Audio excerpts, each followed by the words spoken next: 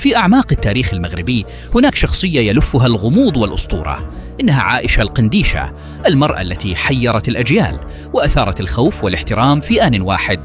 لكن من كانت حقاً؟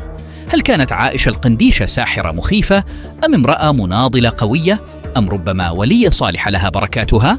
يقول البعض إنها لم تكن أكثر من امرأة جريئة تحدت الأعراف والتقاليد، فصارت رمزاً للقوة والتمرد في زمن لم يكن للمرأة فيه مكان للقيادة.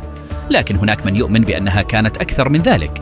هنالك روايات تحكي أنها كانت ولية صالحة لها قدرات روحانية جعلت الناس يتبركون بها، بل وحتى يخافونها. هل كانت حقاً صاحبة كرامات، أم مجرد شخصية نسجها الخيال الشعبي؟ لكن نظرية أخرى تقلب كل الموازين. يقول البعض إن عائشة القنديشة لم تكن سوى مقاتلة شرسة قاومت الاستعمار البرتغالي، تستخدم المكر والقوة للإيقاع بالغزاة، وتصبح كابوساً يلاحقهم في كل معركة.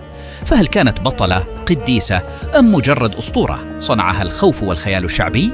ربما لن نعرف الحقيقة أبداً، لكن عائشة القنديشة ستبقى واحدة من أكثر الشخصيات غموضاً في تاريخ المغرب.